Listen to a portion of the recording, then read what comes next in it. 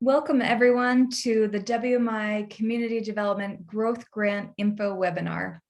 This is a mandatory webinar for those who are interested and eligible to apply in 2021. And we will start with a slide presentation, followed by going to our website to identify where additional resources and templates are located, and end with any Q&A.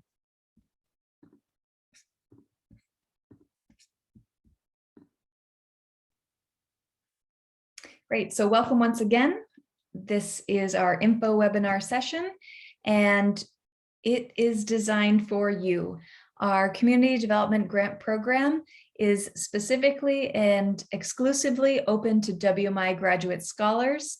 And as you will see throughout this presentation, we are highlighting many, not all, but many photos from community development seed and growth grants that are being implemented throughout your regions. Our agenda this morning is to provide an introduction, to go over the purpose of the webinar, mandatory info session, and it's an opportunity for you to learn and also plan for when you do qualify. We'll go through some program background, eligibility requirements, timelines, reporting activities, and end with Q&A. So some background. This program, as we've mentioned, is open specifically to you, our graduate scholars. It began in 2015, and since we've awarded 75 grants, totaling over $70,000 in support. Our program is designed to support you with programs and businesses that support community needs. We believe that solutions within your community are best identified by you. We believe in your knowledge, in your background, and also in your ability to determine what is best based upon the community where you live. We have two grant opportunities, the seed, which you have been awarded, and the growth. The application timelines are different. Seeds are awarded, you can apply for a seed grant in April and October. Our growth grant opportunity has an application period once a year in September.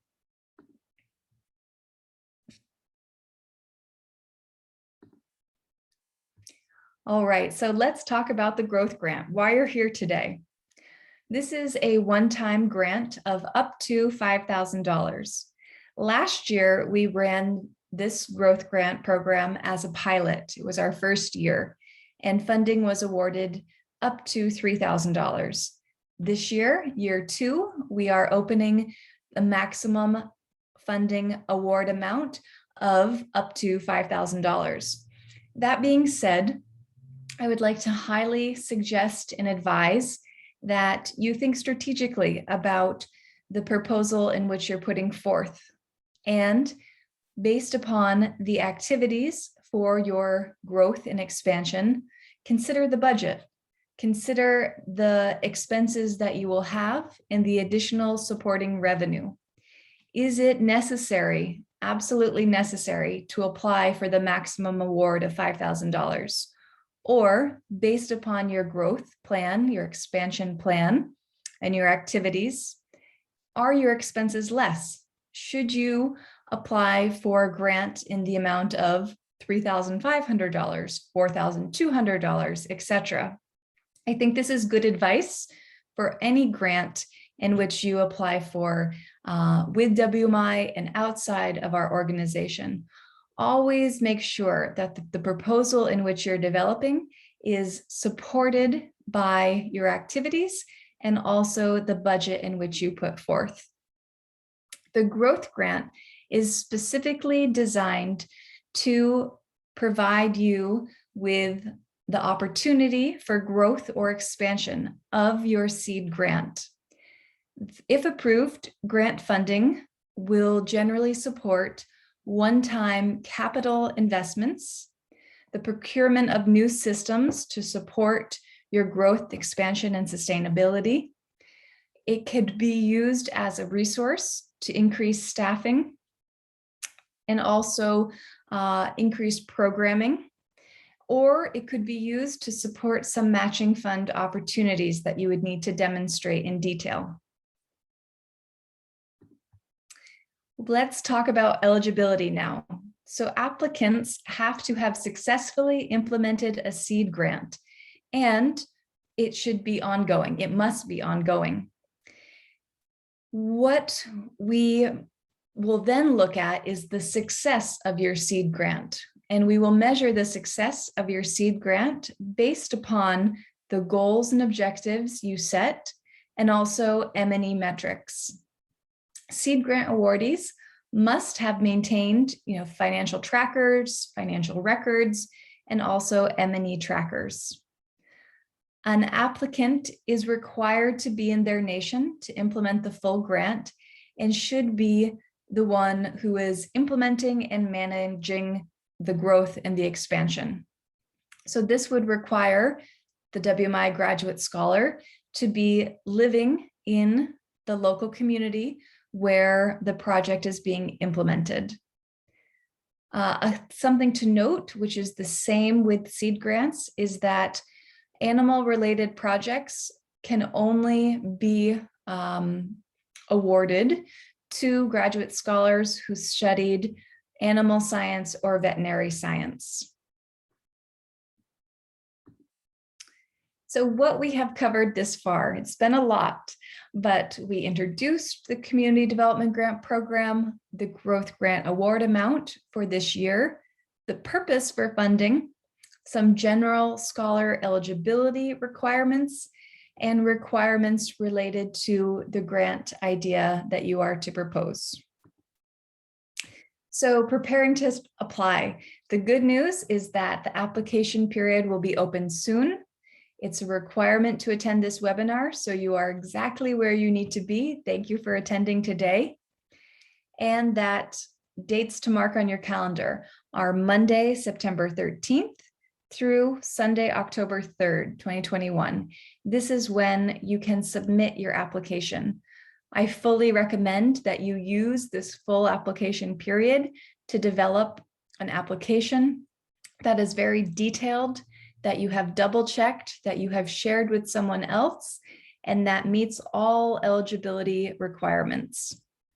Other specific dates related to this application process beyond submitting your round one application can be found on our website. So what should you be doing now? Confirm your personal eligibility as a graduate scholar, brainstorm what you will be proposing for expansion and growth and sustainability, and confirming that this idea meets funding requirements. So the application process. This process is designed to challenge you. It is longer, it is more in-depth than the seed grant, and this is because the award is larger. We are aiming within this application process for you to create an expansion strategy that details internal and external opportunities and threats and includes solutions. So this is one reason why a SWOT analysis is a requirement of the application process. You'll be looking for strengths, weaknesses, opportunities, and threats, and identifying solutions or ways to mitigate these areas. Applicants will work extensively to deepen their working knowledge of financial forecasting and M&E. So your budgets will need to be very detailed, itemized, and also M&E. You will need to demonstrate additional metrics and ways in which you plan to measure and evaluate the growth and expansion that you're proposing. For the round one application process, number one, determine your eligibility, confirm that your proposed idea is also meeting funding requirements, prepare your round one application. This includes your written proposal, your planning timeline, your budgets, your financials. This is an additional aspect to the application that is required for the growth grant. Submitting the official application form. You will upload all of your supporting documents on this Google form, and you have the optional opportunity to provide other supporting documents. Lastly, don't forget to meet the deadline of Sunday, October 3rd. How can you prepare for success? Make sure that your proposal is related to your academic area of study or professional background. Make sure and identify within your proposal that it will be implemented and managed by you. Make this very clear how you'll be involved. Identify that it will be implemented in the local community in which you live or work. And also work to prepare, if you do not have local support already, additional local partnerships. More additional tips for success: review the webpage, download the templates, look at the templates, work with the templates, create a draft and revise your drafts until you have your final version. Read the 5 tips for successful proposal writing on the website and ask questions early. This last point, super important. Clarify if you're eligible, what will need to be done in order to reach being eligible in time for this application period. Confirm that your ideas for expansion could be supported with the growth grant funding. Once you are awarded, which is our goal, you will have similar reporting requirements to the seed grant. So monthly reporting for financial and M&E tracking. You'll need to keep your receipts. You will submit quarterly reports. We will have a financial check-in call, and we ask that you send photos so that we can see the implementation of your growth grant and also share your story with others. One reason why there is a larger stress on your financials, so your historical financials, your current financials, and your budget, and then the tracking in receipts, is because this is an area that is extremely important and looked at, with a fine comb for other funding opportunities. Having strong financial records and current tracking data will enable other grantors outside of our organization to feel confident in the implementation you have done and in the transparency that you are providing. So this is one reason why we are working with you, teaching some of you, or continuing to work to improve different practices in relation to financial management, budgeting, and tracking. Your next steps, or things that will be happening next, include that I will send an email early next week with a recording of this presentation, with the slides as PDF document, and I'll also include links to the application templates that you are required to use, as well as additional supporting handouts. Ask questions, review our webpage, and remember to submit your application by October 3rd. Now, what if it is determined that your seed grant project as of now is not eligible? Here are a few suggestions we have. One being to continue to implement your seed grant initiative, perhaps with some adjustments, or as you continue to work towards meeting your initial goals, objectives, and documenting M&E and finances, you will be eligible next year. You can also apply for another seed grant. And this is because graduate scholars can apply and be awarded for multiple seed grants. They just need to be to support different proposals. You cannot apply for a seed grant to support the same idea as is currently being implemented. Keep in mind that an individual cannot receive a seed and growth grant within a 12-month period. So you'll have to time your application in a way that supports that requirement. And with that, I thank you for watching this presentation. I will now share our website, wellsmountain.org, Community Development Grants. What I suggest is that you read through all areas that are related to the growth grant. Here specifically, more than halfway down the page, you will find eligibility requirements, as we talked about, and also templates. So you can see what questions will be asked in the round 1 application. You must download the proposal guidelines, the written proposal guidelines. We have a support handout for the SMART goals and also a handout to support you with doing your SWOT analysis. You have the official planning timeline template and the official budget template here. Lastly, step 4 is the Google form to submit your application. What I want to pull up right now is the proposal guidelines. One of the most important parts. This document here is your guide. I would suggest that you print this document and you check off the areas that you have written in your written proposal going through. It details each section which is required, your title page and abstract, your historical overview, your need statement and assessment for growth and expansion, your SMART goals and objectives, your SWOT analysis, including solutions or ways to mitigate what you identify, your growth and expansion plan and activities, partnerships and assistance, sustainability, M&E as the main components. What I would like to quickly point out here are key aspects of this written proposal that are different from the seed grant that you need to spend more time on. Section 2, the historical overview. So you should be writing this written proposal with the thought that the person who will be reviewing your proposal has never seen or heard about your seed grant before.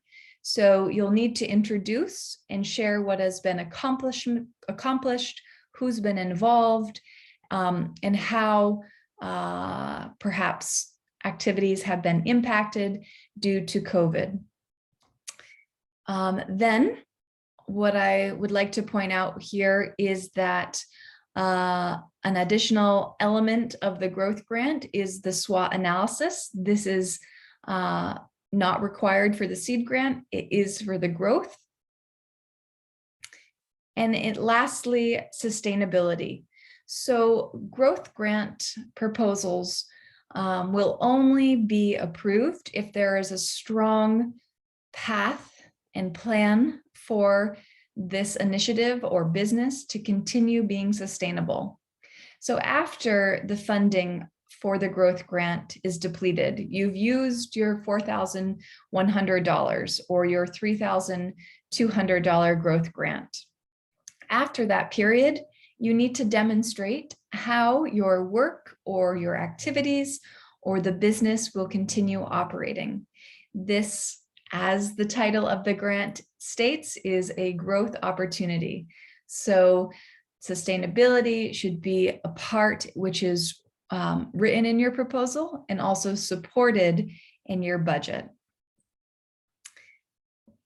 If you continue down, you will see an area to make sure you included your planning timeline, you included your budgets and financial records. So as mentioned, it is a requirement to submit financial documentation and information related to your finances.